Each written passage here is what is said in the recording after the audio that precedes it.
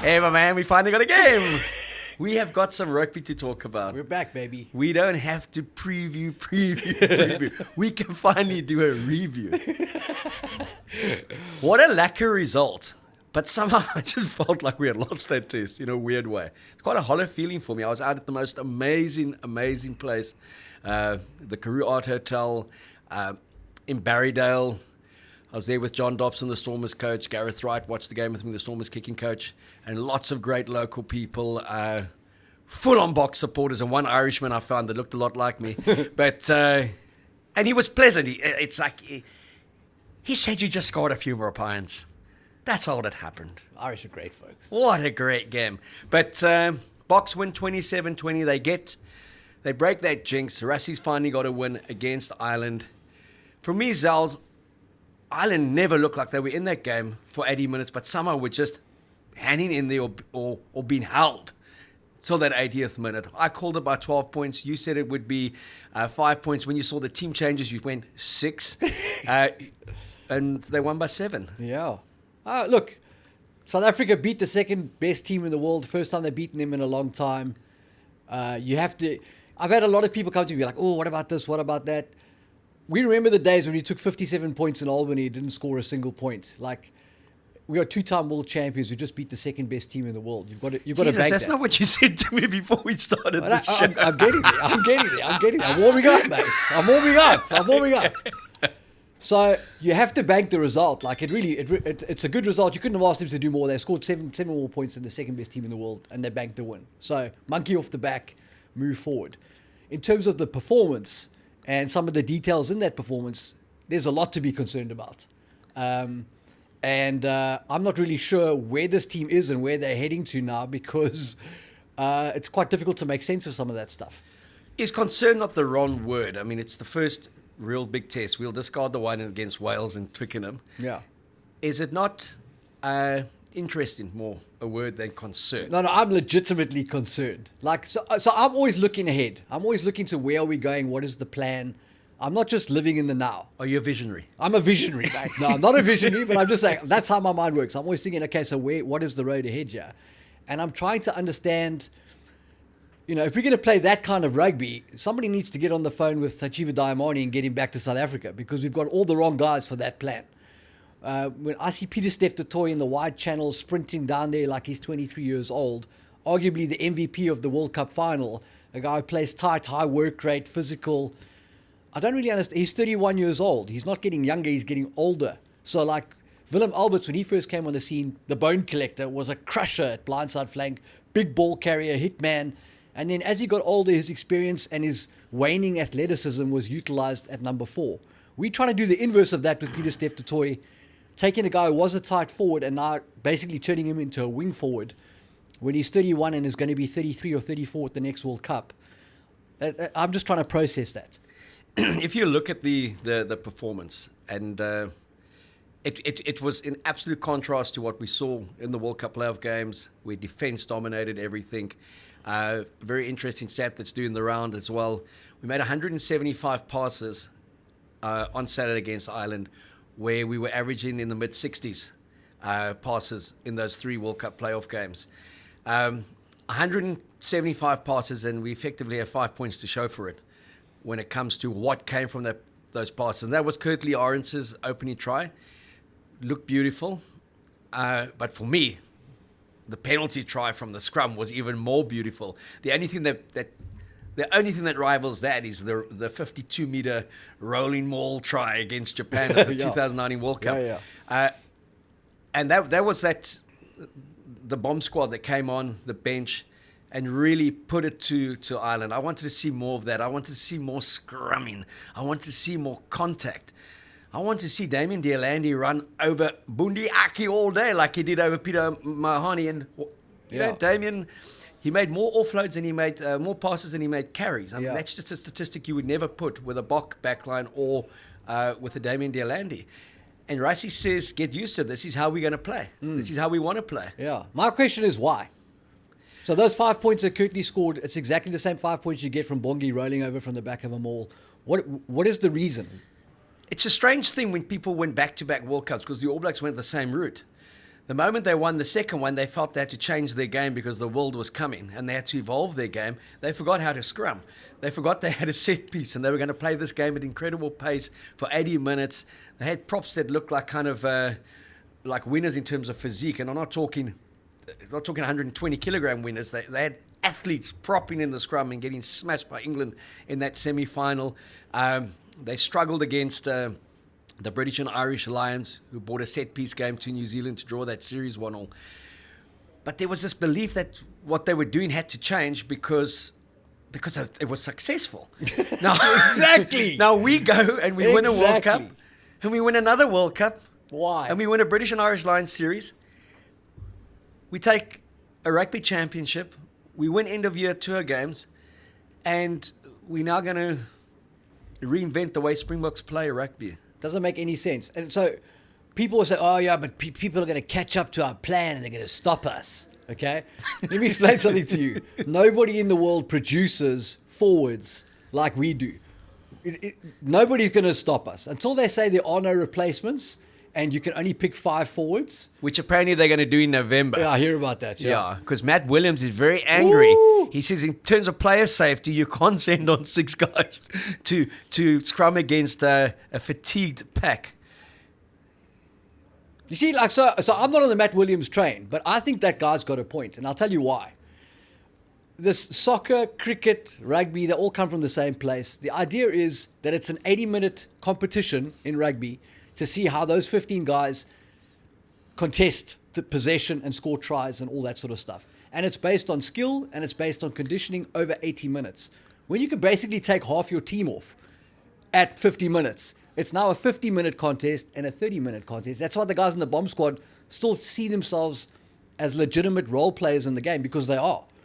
And I'm not sure that is kind of what the game was designed to be. I quite like the idea that a Gary Teichmann and a Richie McCaw, who could play for 80 minutes, that excellence was rewarded because they didn't suddenly find themselves playing against half a team of Oaks who were fresh legs. Well, Matt Williams, for those who don't know, he coached Leinster, he coached Scotland. Didn't have much success with Scotland. Obviously, he had success with Leinster. Everyone does. But he said the game was supposed to be 8 forwards on 8 forwards and 7 backs on 7 backs. And now you've got a game 14 forwards against 9 backs. Discriminates against backs. And but it was a 49-minute shift where they needed something because this side to side, they played very laterally. And again, it's their first test trying that, and they were brave to go out there against the number 2 team in the world that they have never beaten in 6 years, and play a completely foreign game to the Springboks. I don't know if I was watching an All Black 15 or a Japanese 15 play there. Totally. But the moves were very similar to what I'd seen Tony Brown do at the Highlanders, what I'd seen him do in Japan, where he didn't have the cattle up front. That's exactly the point. He didn't have the forwards like the Springboks have got. This is the point. And he didn't have the halfback pairing that the Boks have got. So he had to be innovative. He had to create those kind of moves for Japan to be successful or to kind of be competitive. I mean, you take world-class players like Andre Pollard and Faf de Klerk look so lost throughout that game. Look like Vodacom Cup players. We took the world's best team and made them look very flat very quickly. You know, Faf just, it's like we kind of depowered him. We didn't even have to cut his hair. We just took away his kicking game. Hey? Exactly. We Tony Brown's the Delilah of rugby. And, I think Osborne was expecting this barrage of up and unders all day, and he got maybe 2 or 3. And they weren't particularly good ones that were put onto him. So I was very surprised. As with the Irish, they said they were very surprised at the way the Boks played, and it caught them unawares. And kind of maybe that was Russie's plan as well. He's like, let's show them we can do something else and we'll get out of this game with a win. But I felt at 10-3, 13-3, even 13-8, 28, they were going to bury them, and they just never did. Kickoff receive was poor. Kwagga, very uncharacteristically. I mean, that guy's got such good skill sets, dropping 2 successive balls. And the key about that first one, and Dobbo and I were watching the game together, and when he dropped it, we scored this wonderful try, the Tony Brown try, the factor, within 3 minutes of the test. He drops a kickoff, no one's near him. He drops it, and it took us 4 minutes to basically exit, and we exited with a penalty that we conceded to them. hoping that they would take the 3 points. But in the 8th minute, we were still in our 22 defending because of a basic mistake. And I think a lot of people underestimate the importance of an exit straight after a score. No, totally. I mean, you've got to control the field position, otherwise you can't control the scoreboard. But I think part of it is the reaction to that performance from fans has been like, well, this is something that we can improve on, and it's going to accentuate how the Boks are going to play. And I think you and I agree that the Boks can definitely get better in elements of the way that they attack. But what they're doing here is you cannot play Jacques Nienaber's defense, play the percentages, and also have 1 foot in this expansive plan, because literally everybody on the field's role and their contribution and what they are tasked to do changes completely, and with that comes a change in mindset. So you can't be half pregnant. Either you've got to be an attacking team, or you've got to be the percentage team that can turn it on the counter attack. But you cannot have guys that are like, Russie's going to send a call down after 6 minutes ago, guys, the defense isn't working, let's switch to the attacking game, and everybody just automatically flips. No matter how long they play like this, you're never going to be able to do both. You're either going to be inefficient on defense or inefficient on attack. You can't do both of these things at the same time. Well, if you go back to that France Springbok first half in the quarterfinal, to me that was for me the game of the tournament. I know New Zealand Ireland was also pretty spectacular, but that first 40 minutes, ferocious. Our defense, our energy, our mongrel, and then our counter attack. Boom! It was on. We went. We scored. Scored 3 great tries in that first half against France in Paris. So we have the weapons in the back three. We have the strike power.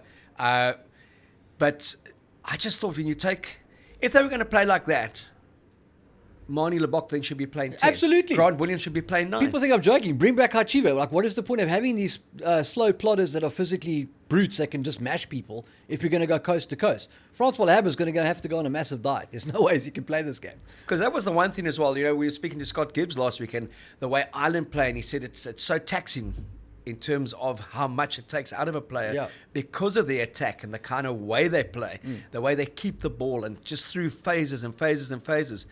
And I remember Russie saying also when we were lulled into playing like that against Australia and lost 31-17, when they scored 4 tries and we lost both test matches a couple of years ago in Australia, that with the type of personality he's got, you don't need them to be taking the ball from east to west, backwards and forwards. I mean, there was times where it went 2 minutes.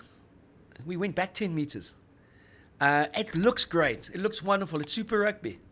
Totally. And we've done it before. I've seen this movie before. Many times. When Tim Lane came over, he also introduced some amazing stuff. That was 24 years ago. And looked good against weaker teams. But then we played the All Blacks. We were playing the All Blacks at All Black Rugby, everything that's natural to their DNA. And ultimately we came second most times. There's a reason we lost 8 in a row against them. So we were trying to play like them. Exactly. Then we started playing like the Springboks. And stop. But isn't that the cycle? We've spoken about it before. Oh, we can't win a game. Do whatever it takes to win. Yay, we're winning again. Look at us, we're champions. Oh, why are we playing such boring rugby? Oh, we can't win again. 41 kicks in Pretoria. 66 kicks in Dunedin, under the roof. Yeah. All Blacks England. I love that game. Just sitting back watching Fantastic. it. It was a great contest. How test rugby should be. Down to the last minute, you don't actually know who's going to win. Yeah. New Zealand's pack, we were mocking them 2 years ago. Fozzie's imposters. Jason Ryan has come in and done an amazing job with them. Amazing job. 3 scrum penalties against England. You don't comfortably get that unless you're the Springboks playing in a 2019 World Cup final or in a 2023 semi-final. They did them in the scrums with a very young, high-quality pack that is coming in New Zealand. They look lost with their backs, with Damien McKenzie at fly-off, Super Rugby player, didn't take it by the scruff of the neck. Just when you thought they were getting some parity, it looked spectacular, side to side, pass after pass after pass, and a good structured defence to smash them. And that England defence, the Felix Jones effect is already there. So we see Tony Brown's paw prints all over that Bok performance. Felix Jones and the Springbok thinking, I've never seen an English side with such line speed. Rush defence, conditioned, fit. They played till that 81st minute. And with a bit of luck, they may have got the result. And I think it was their best opportunity to get a result was that first Totally. test. But what contrast to see us play like that, Exactly. and then see England and New Zealand play in a very different way. And I think elements. The only way that I can explain what may be going on in Russie's mind, it's obviously pure speculation, pure speculation. That must be speculation. Exactly, mate. The only way that I can explain it is that he's got a team that's won 2 World Cups. He's not just going to be able to autopilot that team to the next World Cup. Something's got to change. There has to be an evolution that keeps it fresh and keeps the guys interested and keeps them engaged and keeps them competing for positions. And so maybe the way to do that is to stretch our legs and evolve a bit on attack. But there's a big difference between that and what it looks like we're doing at the moment. Okay, so what were the elements that you enjoyed from Saturday's match? And firstly, did you ever feel Ireland was in the test? Look, I watched it with boisterous fans around me, and lots of Jägermeister in me. No, I never. Every time I kept thinking, we're gonna do. Dobbo and I was saying it's going to be 20 points. It's going to be a big one. Yeah. And then somehow we drop a ball and they score. Yeah. Yeah, no, so for me, Ireland weren't really a factor in that match. It was more about what we were doing. That's kind of what got my attention. So I never thought Ireland were going to win that match. I feel like if we'd been on point and played the game we should have played, we would probably have controlled that with a lot more ascendancy. And it was just very disjointed. It was a bit like watching Province and the Bulls, the Currie Cup Open. It looked like guys hadn't played together before. Look, Ireland will be disappointed with their performance. I expected. The scoreline says 7 points is close, but they scored right at the end. They were 10, 12 points down throughout the game. For a side who's played a whole Six Nations together, very familiar in terms of the amount of Leinster players in it, I really thought this was going to be a one-score, but a very different kind of one-score game, that they would push the Boks all the way. But it showed that Leinster Bulls' pack effort was no fluke. Totally. I mean, that Irish pack, put under pressure by pretty much some of the same guys, crumbled again. Yeah. No, I think this Irish team, and we kind of alluded to it, they peaked and they are now in a stage of waning, and they need to make some changes and find some new pieces in that team. And they started doing that with that little fullback replacing Keenan, who's at the sevens, and Craig Casey coming through. You've got a relatively young fly half there. So there are changes afoot there. The tight 5 issue has to be resolved. I don't think you just swap out Tyke Furlong and Andrew Porter as quickly, and they've got some aging guys there, so that transition is probably going to be a bit painful for them. But I definitely get the feeling like Ireland have played, this particular class has played their best rugby, and now it's time for it to swap the tyres. So they need to reinvent. Can they get a result in 6 days? Well, I mean, in Durban, it's all up for grabs now, isn't it? Because we've got no idea how the Boks are going to come out and play. And because now for 6 days we can say in this country we are the best team in the world. Correct. We have beaten Ireland. Correct. But Ireland says you've only got 6 days because then we're going to come out and beat you. And then we came for a 1-1 and we got it and off we go. Yeah. So I agree. I've just remembered. You asked me what impressed me in that game. Muscletech is playing his best rugby, hey?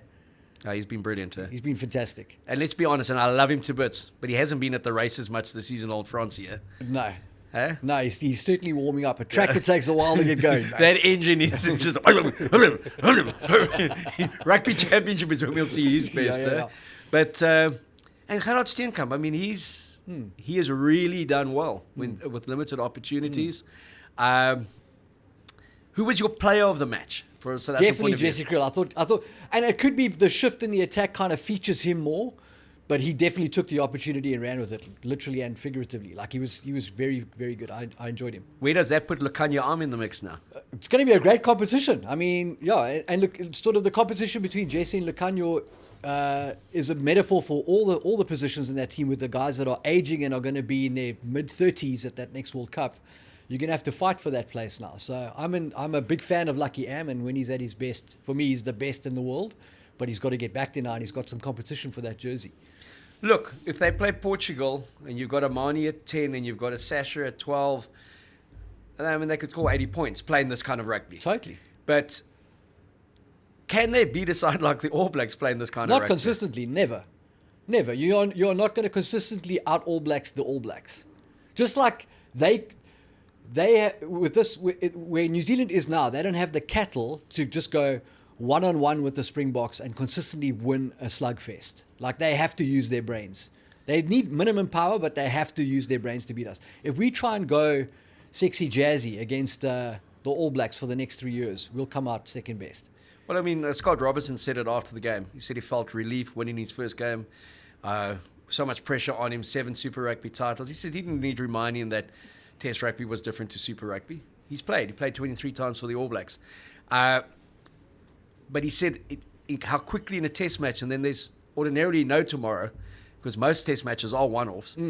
He said everything they wanted to avoid against England was an arm wrestle. And all England did was pull them back into an arm wrestle. And watching England play the All Blacks was like watching the early stages of Rassie's Springboks play the All Blacks. Troubling them with incredible line speed, rush defense, a decent kicking game, and being prepared to counter-attack. Yeah. I was very impressed by the English. Yeah. They've definitely piggybacked on the Henry Slade, that Exeter Chiefs defense. They've piggybacked on that, slamming in to catch the guy ball and all. And it's still early days for them. I'm sure they'll get better at doing it, but it did catch the All Blacks a bit. And as much as the result is good, this is not a great All Blacks team in its current guys, and it will get better under Razor. And I think you'll see some selection changes, in the coming months. But if you looked at the Atogis, who played really well, if you look at the England side that played at the World Cup, battle past Fiji, nearly stunned us, but primarily because of weather conditions and potentially of what France took out of us. But they've certainly evolved, and they look a lot slicker. Totally. Post the World Cup, and they've had a whole 6 nations. Now, the other thing that I'm also, by the way, we're not trying to be negative here. We're just trying to be realists.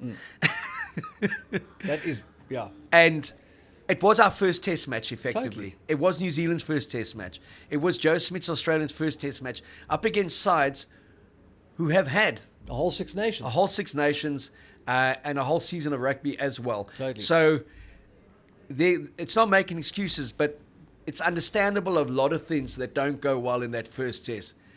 It's when you look at it in the context of 2 Test matches, you've been together for 3 weeks now. What did you get out of that in the build-up to the Rugby Championship? Yeah. When you look at the box setup, and I saw some of our media colleagues were very flattering of the box. I think Sia got a 9 out of 10 report. Peter Steff got a 9 out of 10. There were so many 9s there. I thought that we had won by a lot more than 7 points. But and then the only 2 who got poor marks was Faf and Andre. They wrote them off 4 and 5s, okay? But our World Cup heroes, 4 and 5s. Yeah. Now, to me, it was a 6 out of 10 performance at best. Not an 8 out of 10 performance. Never. It was a 9 out of 10 result. A 10 out of 10 result. 100%. Agreed. A great result. It's a result that this Springbok squad needed. They Bingo. needed to beat Ireland and say, we've now beaten everyone. We've won 2 World Cups, a British and Irish Lions series. We've won in New Zealand. Yeah. The only last bastion for this team now is to go win a Test in Australia. Yeah. As bizarre as it seems, that's the only thing they haven't done. Yeah. Is win in Australia. And John Smith's great team between 2007 and 2011, same fate. They didn't win in Australia. So it's kind of like, maybe it's because the focus is on New Zealand, the focus on England, Ireland, and we kind of, we underestimate what they put in their war team, Brisbane. God knows what it is, but we don't like it. We just can't win there. Might be the prawns, mate. Those prawns. But I was so happy we won. Yeah. But kind of a bit deflated that we didn't put them away. Yeah. And then it also just makes me think, I watched a couple of the Rassie interviews and that, I think they were nervous. There's a lot of respect they had for Ireland, a lot of resentment as well, based on them having lost those 2 games. But I think Ireland were in their heads as much as Rassie was in Ireland's heads, because he looked bloody relieved at the end as well. And now that one's gone, we may see a very different type of application from the Springboks in Durban. Yeah, that's very possible. If you listen to his reaction and Sia and Peter Steff after the game, kind of apologizing that the party got a bit rowdy, it may be that he opened Pandora's box a bit and is now trying to put everybody back in. You know, we may see him wagging his finger today. Because, wow. So maybe they do return to type in Durban this week. It was like watching the International Barbarians, eh? Exactly. Only two's not going to play these Pollard and Fluff. Sorry, guys. You're playing Test Rugby next week. The rest of you off the Twickers. But I mean, the Irish were surprised by it. They were shocked by it. As was everybody else, mate. Exactly. Even Rassie. So maybe the genius is in that. Yeah, no, that totally. He took 40 minutes out of Ireland's approach because they're like, who the hell are these? Who are these guys? They're us. We know we're playing Japan today. Mate, yeah. So and then he sent on the bruisers just to remind them it's still South Africa at Loftus, eh? I love that penalty try. I can't Glorious. speak about it enough. It's just, I've seen so many different angles of it from fans on social media. They just destroyed them, eh? It was magical. They crumbled. Love to see more of that, mate. We need more scrums. More scrums in the game. What do you put it down to initially? Referee interpretation, just first real big test match of the season. The scrum didn't function as effectively in the first half an hour and functioned a lot better when the replacements came on. Was that fatigue or was there... No, what did you pick up as a scrum guru? No, I'm definitely not a scrum guru. We need Tank Lanning in here for that one. I think for me, what probably happened in the beginning there was that front six know each other really well and have played each other quite a bit. And I think maybe there was some tactics from Ireland to kind of counter what South Africa usually does. And by the time the bomb squad came on, that whole dynamic had evaporated. And then it was just pure brute force again. But an incredible occasion, sold out Loftus, to see that open stand packed to the rafters. We were celebrating our world champions, our rugby players, our sheep shearers, who beat New Zealand, by the way, in the sheep shearing world champions. And obviously Drickus parading his belt. Yeah. Just the mood, the vibe, the national anthem, the way the crowd just got into it. It wasn't a hostile environment. It was a celebratory environment. And it was just... for me, fantastic to see from Barrydale. So totally. I know Aister, Jean-Andre Joubert, who's the social media manager at SA Rugby, he was there, sent me some photos, had a great time. He's a thoroughbred Bull supporter, Boks supporter.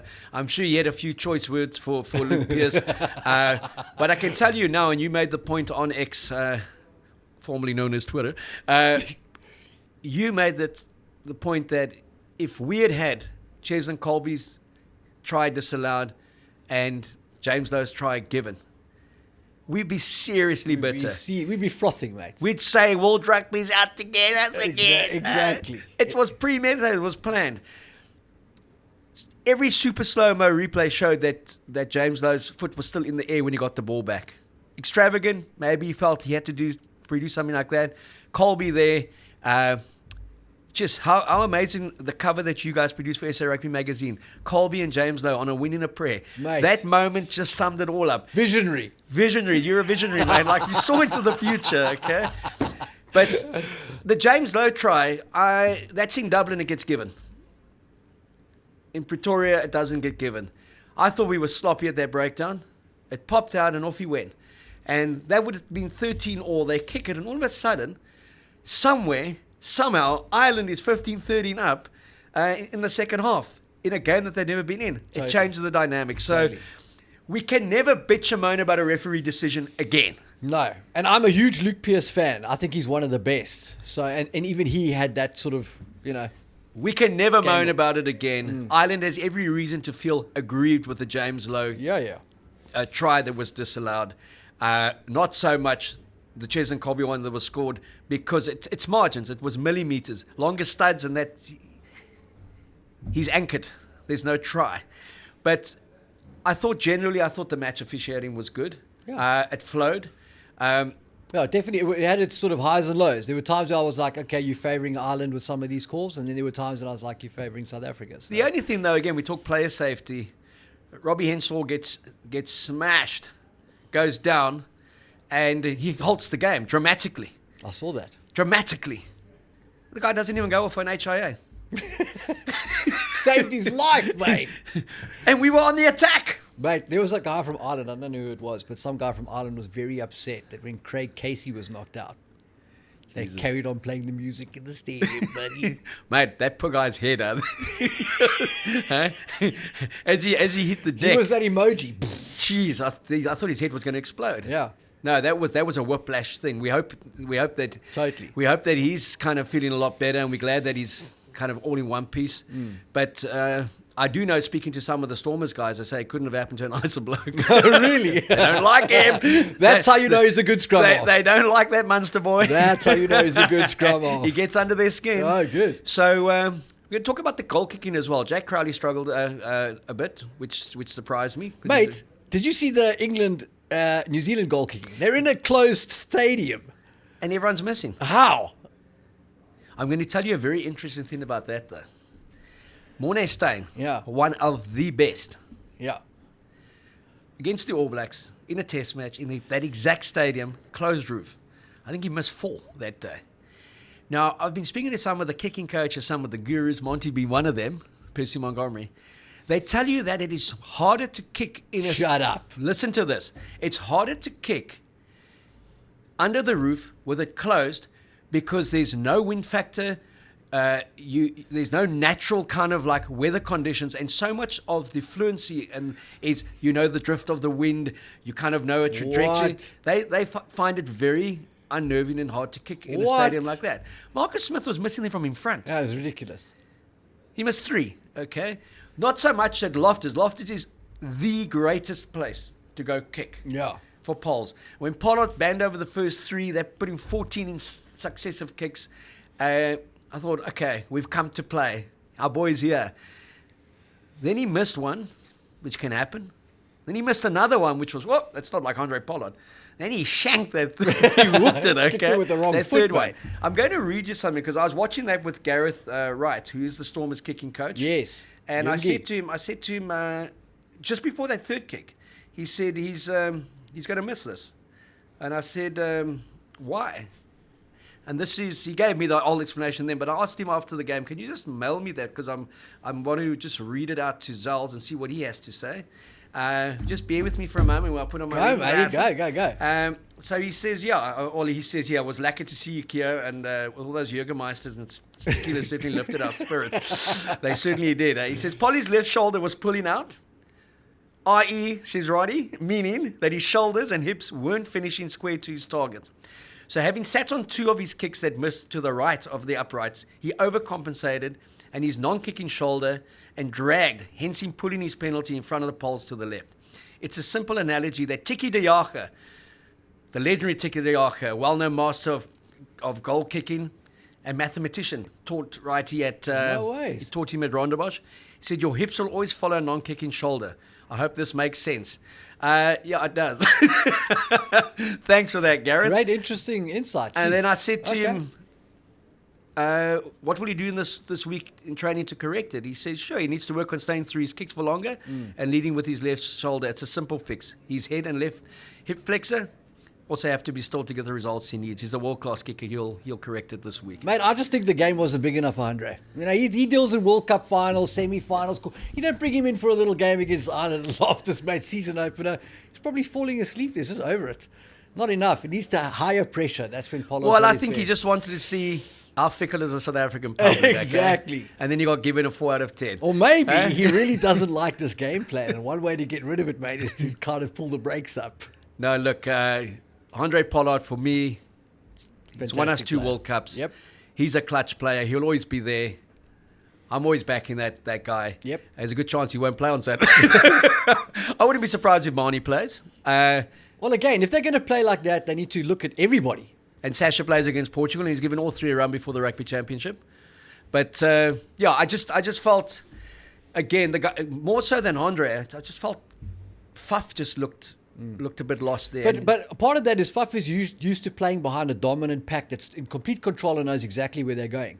The Boks ran into contact upright. I've never seen them do that under Rassie. Oaks were out of position, poor body position, second-guessing themselves, unsure, slow to react. All of that stuff comes from a new plan that everybody's still trying to understand and get used to. So instead of being assertive, they were being reactive. And I think a lot of the mess that came out of that was from that. Well, if you see the likes of Ergia Snyman, Peter Steph Toy, Eben, first instinct to offload in the tackle, not to go through the tackle, which is very unlike South Africa. Mate, what happened? A bloody good basketball, though, I tell you. It looked good when it came off. Peter Steph out in the wide channels. I was just thinking, don't break, don't break, don't break. And Sia, what do you make of Sia's performance? Yeah, great to have him back. 50 minutes, 49. Well, yeah, 49 minutes of power impact, and I think his match fitness will improve, obviously, the more he plays.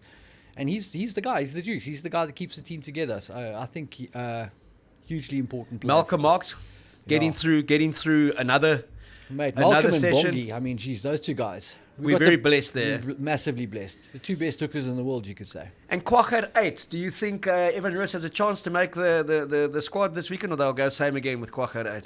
I don't think they're going to make big changes for this weekend, but, we'll know that tomorrow, and we'll be yeah. chatting about that tomorrow as well.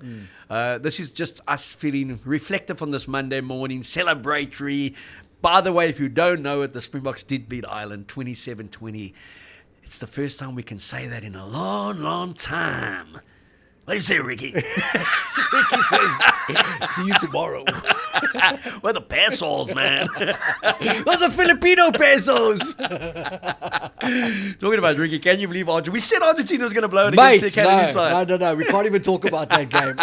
I literally, so you've got these storms here in Cape Town. So I woke up at 2:30 on Sunday morning. I'd recorded the game and I watched it. I couldn't believe my eyes. That Argentinian French pack had a combined 40 caps. The whole back row were rookies. Matera has got 98 caps. Montoya's got 96. They scrummed those Argentinians to pieces. It was the most bizarre thing I've ever seen. That game was wild. And Busby, who was reffing, doesn't have a clue what's going on at scrum time. It was a bit of a free-for-all. And then clearly the drinks flowed afterwards. French fullback getting sent home, telling everyone the first Arab he sees he wants to run over. It's just terrible. They sent him home straight away on a plane. I don't know what's going on there. Hey, he looked hammered. I've seen the social media video. Just these guys, they don't think, eh? Is it? He won't be playing for France. He won't be playing for France again, I don't think.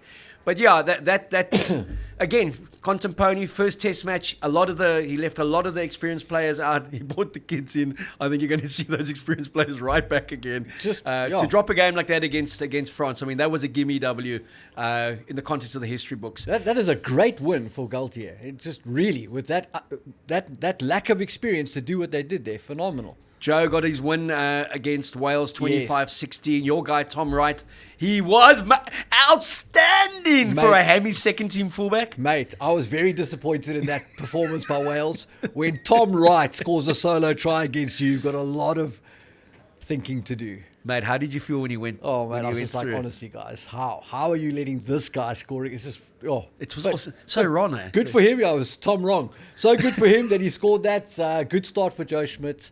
Great for the Wallabies. I thought there were some elements to that game that Wales can build on.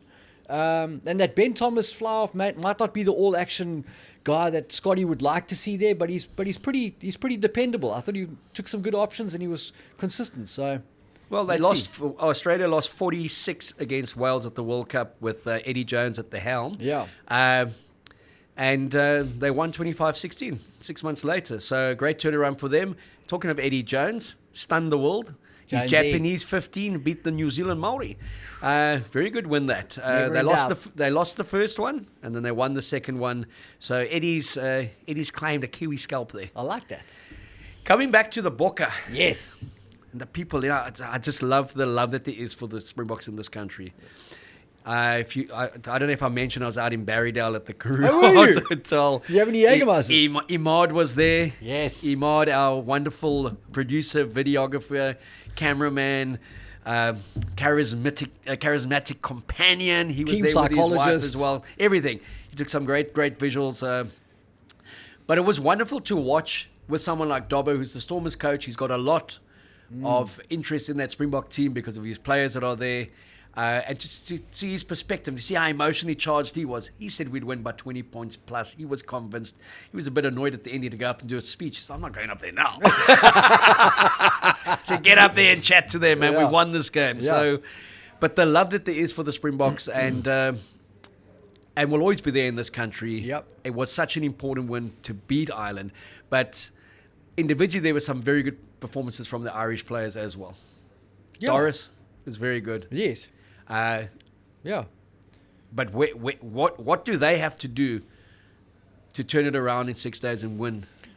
Because they've shown if you go back to the New Zealand tour, they've shown that they're a side who can come back from a defeat on tour and win. They lost to the New Zealand Maori and the All Blacks in their first 2 games, and then they won the next 3, including 2 test matches. So, I mean, Farrell is a very good coach. Yeah. He will have learned a lot from this opening 40 minutes against the Springboks. Totally. I think that Ireland shouldn't change a lot. I think that they were absolutely stunned by the fact that they were doing all the tackling in that game, and obviously didn't get what they expected.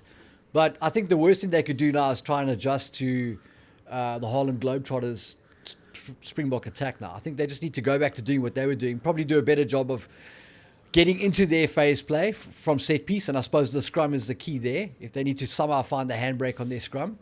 But I don't think he'll change a lot, and I don't think he should. I think they are definitely missing Keenan at the back there, the experience of that guy. And then they need James Lowe to have a cracking game. And I mean, it really did come down to that. If James Lowe doesn't get his hands to that penalty that he pushes back into the field of play, it's a different game. It's a nervy last 15. It's a nervy last 15. And Gibson Park, they certainly missed him, man. Jeez, massively. Yeah. Massively. I mean, he is such an integral part You to how put they Jamison play. Gibson Park and Mac Hansen and James Lowe all fit and firing, Very, very different Southern Hemisphere 50 in that. and give them Bucky's Buerta, Dani Rousseau. They've got a chance. But if you look at the Boks in terms of what this win will do for them psychologically, what do you think? I think that Rassie set this thing up to be this massive showdown. One thing we know about him is he sees way, way, way ahead of us. Also a visionary. He's the real visionary. So I think he built this game to be what it is, and they got the result they needed. How he approaches the second one is anybody's guess, because one thing that the Boks haven't done between World Cups is consistently back up wins with wins. There may be an experimental feel to the selections in this week, if that's the way that he wants to go with that. Will they come out and attack, or will they revert to type? A lot of it depends on where Rassie's head is at, which obviously we don't have insight But they into. will be relieved that they finally got the win. Absolutely. And it was just a great advertisement for rugby in South Africa. And again, I wasn't at the ground, just from what I saw on television. It seemed to be just a fantastic atmosphere there. Mate, you know the anthems are doing their job when Andrew Porter's bleeding during the singing of them. I mean, then you're doing a great Saw job. those ears were Yeah, just I was like, wow, Terrible, that eh? chick's got to be singing at the next one. terrible. And the altitude factor, again, I think we speak about it. These athletes are so primed and conditioned these days that it burns on both sides. I think it hurts us more than them, because we were, going coast to coast. So I think we needed that bomb squad. And the sea level factor in Durban, are we going to see a different mentality when it comes to game management? Yeah, I think obviously the kicking game changes a bit because the range of the kicks changes, and then obviously also handling the ball. It's notoriously sticky, as they say in Durb. So let's see how that impacts. Are we going to see more scrums because there's more knock-ons, and obviously that favours us. So. And then looking, I mean, you so analytical. I know you spend hours behind the machine studying, collecting data and studying very different patterns. Talk me through Ireland's try to make it 2015, 28.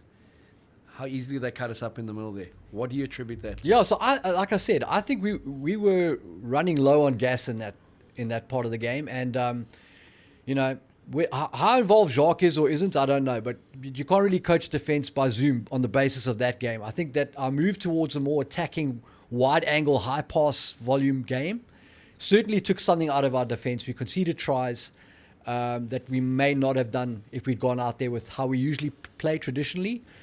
I think there's definitely an element of this push on attack to stretch our legs there and to be more expansive is coming at a cost to how efficient and accurate we are in defence, and that's something that they'll have to find the balance on.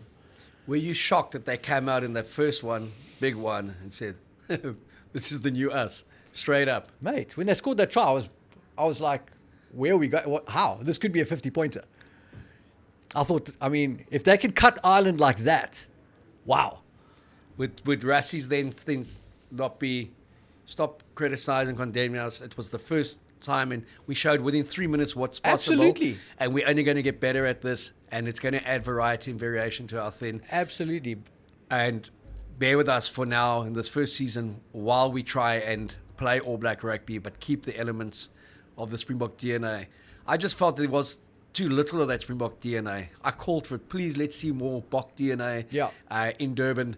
And by that, I mean, I'm a huge fan of Tony Brown and what he can do and what he has done, both as a player and also as an attack coach. But I want to see the Boks scrum, and I want to see them take contact as well and physically dominate in the tackle. And I was having a WhatsApp exchange with Nick Mallett as well, and he just felt that we were offloading even when we weren't dominant in a tackle, and that was putting the next Bok attacker under a lot of pressure, and that we were too loose and too lateral. And he said if we continue like that, we will be in trouble in Durban, because they would have learned from that. But see, these are the points that we addressed at the top of the show, though, about whether it's possible to actually play this way and still be the sort of defensive-minded team. And that's my concern about this. I don't want to get into conversations about should they have offloaded, shouldn't they have offloaded. If one more, like Razor said after the game, in the first half, we were one pass away from scoring. Yeah, well, you didn't get the pass away and you didn't score. And I don't care how the Boks play. I just want to see them win and win all the time. And the numbers show you that if you play a very ball in hand, expansive approach, the route to victory is longer than if you play what are the pillars of South African rugby, which is get up in your face, smash you, beat you at the set piece, physically grind you down, and then defend like our lives depend on it. That's our ethos, that's in our DNA. And nobody knows that better than Rassie Erasmus, because when he came to the Stormers at the end of 2007, he spent a year and a half building that mentality, a culture of defense, where the guys would go into a game ready to make 200 tackles. Now, the game has evolved because guys have played with the kicking game so that you're not making 200 tackles a game. Now you can kick and carry more through defense and creating turnovers. But the idea that you can be a flash ball, keep ball, attack first kind of team and be consistently successful at international level, I don't think is true. And especially for the Springboks, those players that are there, the ball is incidental to a lot of them. They want to tackle. They are physical human beings. So you have to play that way or pick different guys, in my opinion. And if you go back to that Stormers, when Rassie and Jacques were at the Stormers, only South African franchise ever to do all 5 Kiwi franchises in that year and do them beautifully, convincingly. You smashed the Crusaders at Newlands. Yeah, and one away from home against 2 of them and one at home against 3 of them. So, this is very foreign territory for the Springboks. I think it's foreign territory for Rassie as well. I would just like to see greater balance in terms of more an evolution than a revolution, as I keep on saying. Yeah. And especially in Durban, because I want the Boks to win this series and put that one to bed. And Rugby Championship will allow us to kind of build through a tournament, refine the style of play. But I mean, it's. I just think don't fix what's not broken, and exactly. And nothing was broken after the World Cup, guys. Exactly. 3 incredible games that won you the World Cup. A wonderful performance at Twickenham against England, against the All Blacks, 35-0 up on the hour, 135-7. And we didn't look too shabby with ball in hand there. Kane and Moody didn't look too shabby with ball in hand there. What's Kirtley's strike rate in test matches for the Springboks? Yeah, it's nearly a try a test Come match. on. So we've got great finishers. We've got Willie LaRue's keeping it together at the back there. And I like to see Damien Deolandi go forward. Power. I mean, the way he bumped off the Irish captain twice in about 10 seconds. Glorious. That's the Deolandi that I love watching. And I just find sometimes when he's offloading, when he's passing, you're taking one of your big strike weapons out the game. I mean, if they'd known it was coming, they would have been like, yes, thank you. This is great. Yeah. So it's going to be another cracker in Durban, sold out on Saturday. Eden Park, it's England against New Zealand. That's going to be a big game. I do, however, feel that if England, That was their one to win in Dunedin. Totally. A couple of years ago, they went down there, I think also in Dunedin, under the roof, 16-15 as well. Same score. But it's going to be a very interesting Battle of the Greens in Durban. We're going to chat during the course of the week more about that once we know the squads, and particularly once we know the South African match 23. I have a sneaking suspicion that he may go with Mani Lebok for this one, just because of how they played. But I could be wrong.